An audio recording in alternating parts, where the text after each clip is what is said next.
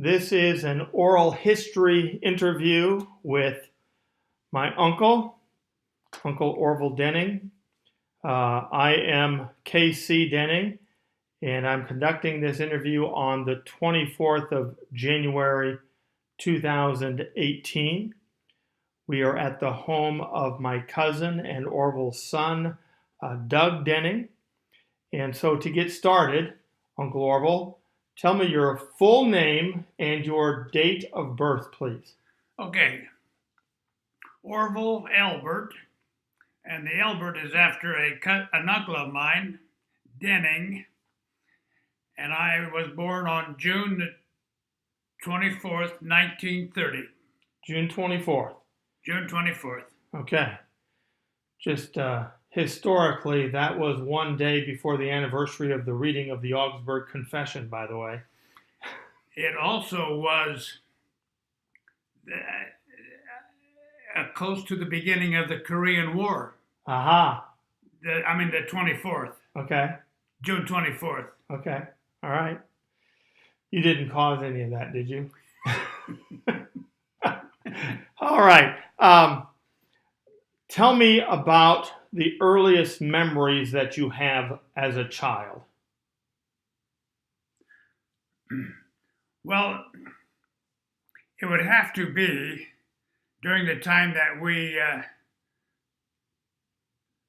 lived on the farm that my mother inherited in 1934. So it would have to be sometime after that, and probably earliest I think would be 7 or 8 that I can recall. However, it's either from repetition being told, or I remember when my dad started to build that hole in the ground for his basement house in 1934. So that was started in 1934 when they moved to the property there. Yes. Okay. So I know that you've done a lot of research and documenting various things. So if they moved to that farm in 1934, you were not the firstborn in your family. I know that my dad, Mervyn Dehning, was the firstborn, and he was born in 1920. Mm-hmm. So your other siblings, your brothers and your sister, their names and the year that they were born, not necessarily the day. Okay. The second brother was Laverne, and he was born on August the 2nd, 1921. And then Delmer, the third son, was born December the 6th, 1923. And interesting, all three of these brothers, were born in a farmhouse, where my parents were living in 1919 to 1926. This is before the farm. Before the farm. Okay, so before the farm where we were settled. So they were born in the farmhouse where they were living at the time. Did they own that property? No, they didn't own that property. My grandfather, who had a successful farm east of Lincoln, Nebraska, around Murdoch, he bought 6 quarters. He had 6 sons, and so he reportedly bought 6 quarters of land out there in western Nebraska.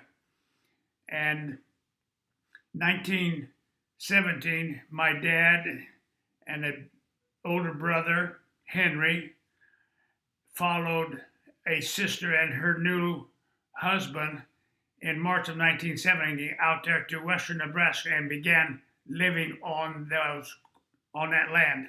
Okay, so this was your grandpa Dehning who bought that land for your dad and his brothers, and we should identify that your parents are Eddie and Alma Dehning. Right. And so we're going to be talking in generalities about the Eddie and Alma Dehning family, the way that you recollect it. We'll talk about some specifics, like, for example, now when you were saying that my father, Mervyn, and Uncle Laverne and Uncle Delmer were all born in the same house. Right. But a lot of the things that we're going to be talking about are generalities of the family as a whole. So they were living on that property from 1919 to 1926, 26. and that's where they were born. That's where they were born. Okay, so after Uncle Delmer was born, who came next? Well, that was Marion. Okay, and what's his birthday? Marion was in September the 27th of 1927, and he was born in grandparents' house, Henry and Anna Kelson, in their home in Big Springs, the town. Okay. Why was he born in Big Springs? Why wasn't he born on the farm?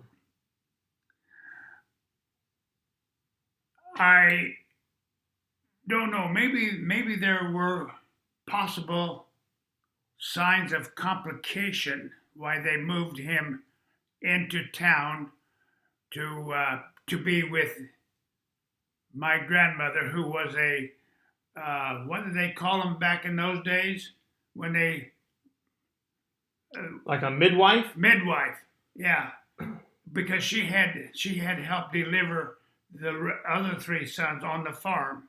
Okay, so Grandma Calson, yes, this would Grandma be Calson. Grandma Dennings, your mother's yes. Mother, delivered my dad and Uncle Laverne and Uncle Delmer. Right. So possible complications with the pregnancy with Marion, and your mother was moved, Alma was moved. I wouldn't know any other reason why she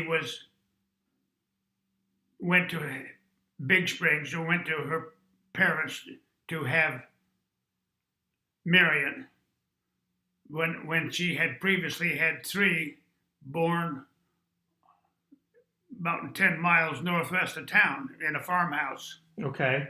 So after Marion was born, then you were born? I was the fifth son. Okay. And I was also born in that house in Big Springs, grandparents' house. Okay. And again, I don't know why. Okay, so you were born. Well, if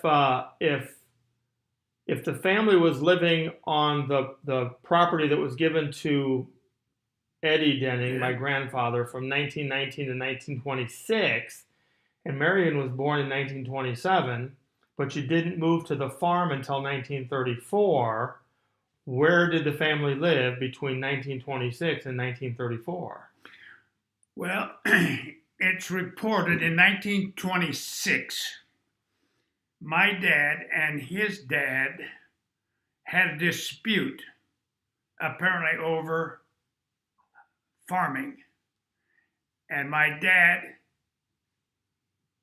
left the farm that he was living on, that his dad had bought him, and rented a farm just a short distance away. And we were living there when Marion was born. And then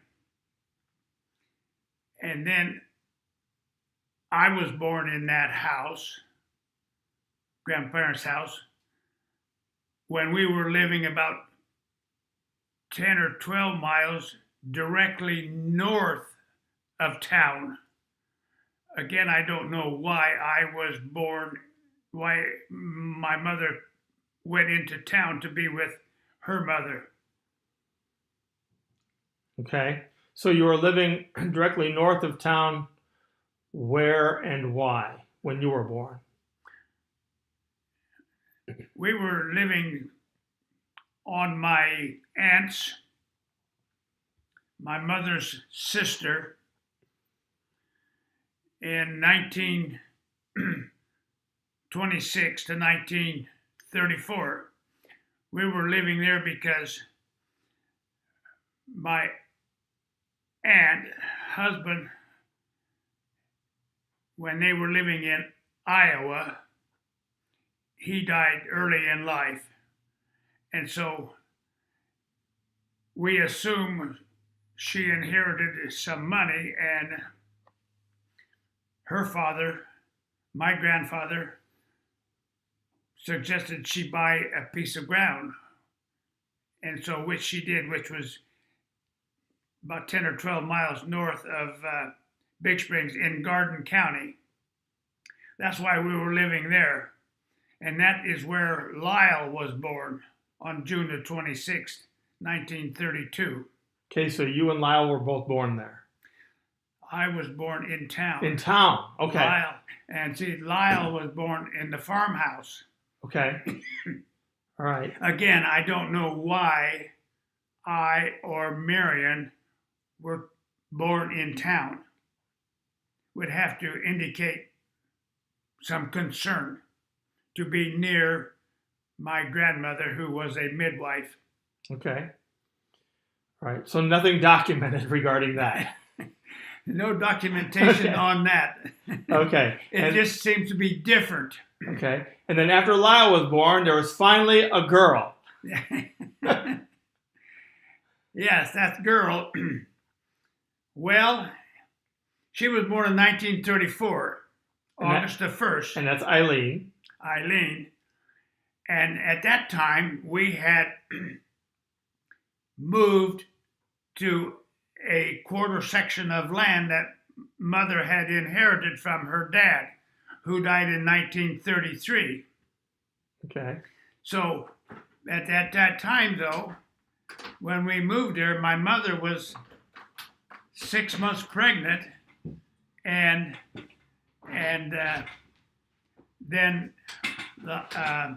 Eileen was born in the former grandparents' home on the farm, where a son or my uncle was living. Again, to be in a decent surrounding rather than in that sheep herder's wagon that we had to live in. Sheep herder's wagon. So when you moved to the farm in 34, you lived in a sheep herder's wagon. There was no house there. There was a windmill and possibly a granary. And how big was this sheep herder's wagon? Well, the sheep herder's wagon was a room for a single sheep herder that had the cook stove and bed in it. And apparently, according to our ages, Mother was 6 months pregnant, and I was 4. Lyle was 3. We probably slept with her in the sheep herder's wagon, and the older brothers and Dad slept in the granary at that time until they built a garage. Then we all possibly moved in it, a single car garage, before and during the time that Dad started to build a basement house. Okay, so let's talk about that basement house. How was that constructed? Well, before we do that, should go back, since you gave all of the dates. I said just give the year or whatever. You gave month and day and year for all your siblings' birthdays.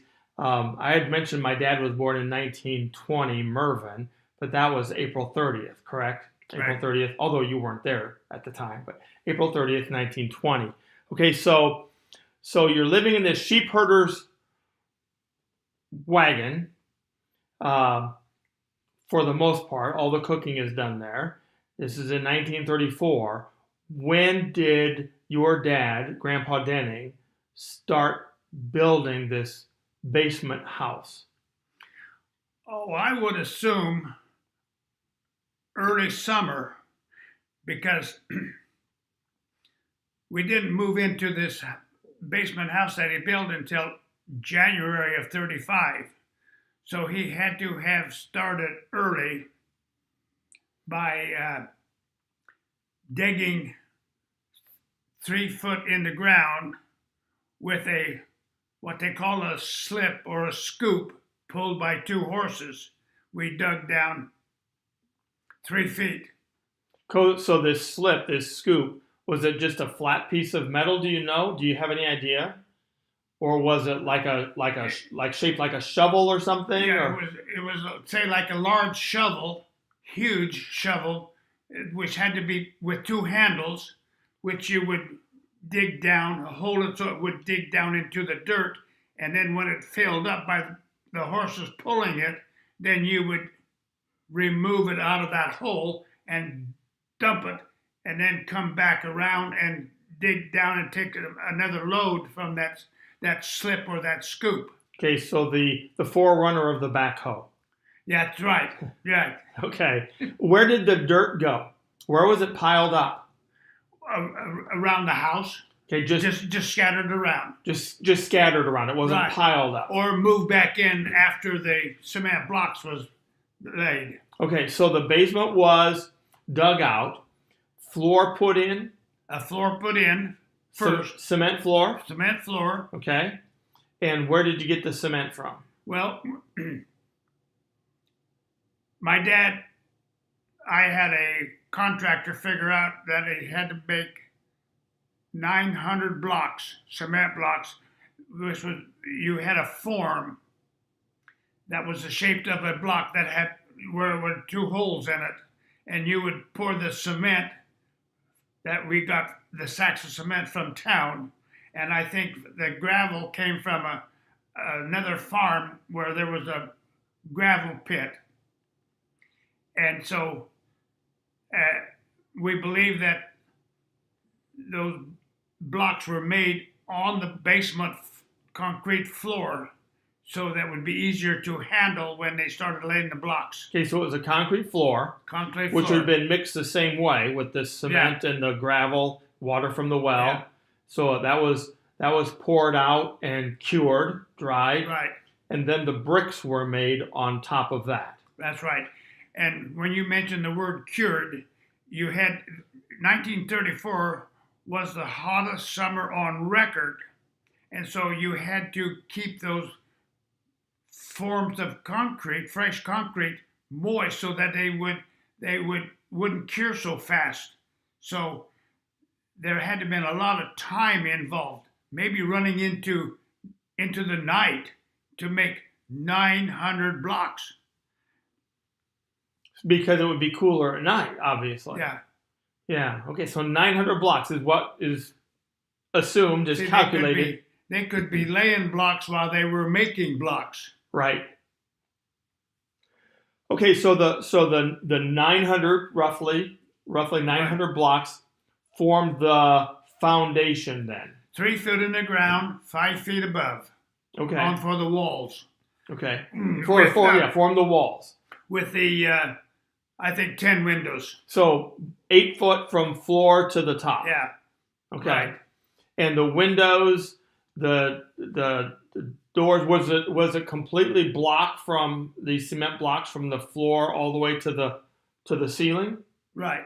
When there was no windows. And no windows. We put window.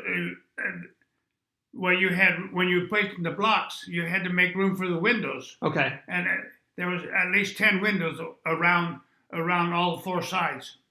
And that's where you'd get your lighting from, because there's no. When you was in the house on the basement floor, when you opened the windows, you could reach out and put your hand on the dirt. Oh wow. Okay, so the windows were just at ground level. Correct. Okay. All right. So the windows, the door, the ceiling, the roof, wood. Yes, all wood. Okay. Some new, some purchased, which I have the receipts dating back to that period in time in 34 and 35. Some receipts from the hardware company in Big Springs, or possibly used lumber from other farm abandoned buildings. Abandoned buildings because the people couldn't make a go of the farm and moved away. Moved Just away. left the building standing there. Because there were very few new buildings, because there were many people before us in 34 that had lived in that area and crop failures and dust storms, they left. Okay. So not a lot of trees that you could fell and create your own lumber from. There were no trees. The only trees that there were no creeks, or were not nearby a lake or anything. The only trees that was on a farmhouse were the ones that you planted. Okay. So how did the size from what you've been told, the size of the farm 1934 that the family moved onto versus the size of the farm that they had lived on from 1919 to 1926, which was the bigger farm? They were all the same size. Same size. They were all the same size. Okay. A quarter section. Quarter section. 160 acres. Okay. 160 acres. On the very first farm where they lived in 1919, they had to break a lot of the sod. It was still pasture. They would break a lot of sod, but when we moved to the place in 1934, that ground it was 80 acres of pasture of the 160 and 240 acres on each end, and that ground had already been cultivated and crops were grown on it. So the pasture was in the middle. Pasture was in the middle. 80 acres. Crops on either side.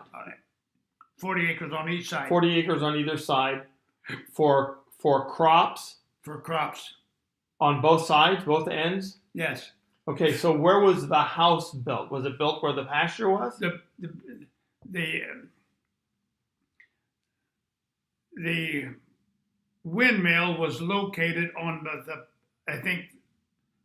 on the highest piece of ground on the east side of the quarter section, on the east side border, and it was, of course, right in the pasture, on the edge of the pasture. Okay. The windmill. And that's where you built. That's where the house was built. That's right. Where the buildings were put up. We built a house there to have water easily accessible, rather than having to carry it just too far.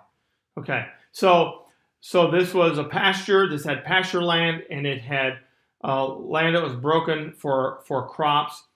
So, cash crop or feed crop? Well, both. Both. We would raise Sudan or cane for cattle to eat during the winter months. And then we would grow some wheat, because I remember riding with my brother Laverne, taking a load of wheat by horse and wagon into town, the 8 miles. And it was sold? And we sold it. At where?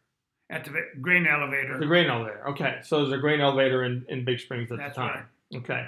So then what would be done with that grain? Would it be sold for bakeries for baking bread, or was it sold to... Well, we have no idea where it was called the Farmers Co-op elevator. We have no idea who bought the grain from them or where they shipped it to. Okay. But they would no doubt fill up a box car and then ship it out. From the other farms that were bringing in their wheat. Okay. So feed crop and cash crop. Feed crop was used to feed what? Well, we would have a herd of cattle, milk cows.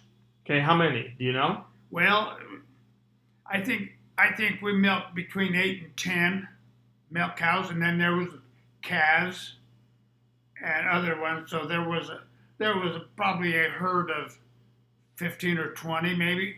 Okay, and then you had horses? We had horses. I don't recall how many, but I do know we had at least 2. At least 2. Okay, and then those weren't necessarily riding horses, were they? Or you could ride them, Yeah, they was all domesticated. You Okay. could ride. You could ride them because I know we rode them. So, but we didn't have any tractor at the time. So there was a number of years there that we farmed with horses. Okay. Did other farms have tractors at that time? Probably most of them did have tractors. Okay, but not your farm. Yeah. Okay. So cattle, horses, what else? We didn't have any. We didn't have any pigs, to my knowledge. If we did, it was for a short period of time. And of course, we had chickens. We had a large flock of chickens, which we would order through the catalog, and they came from this area here in Missouri. Oh, really?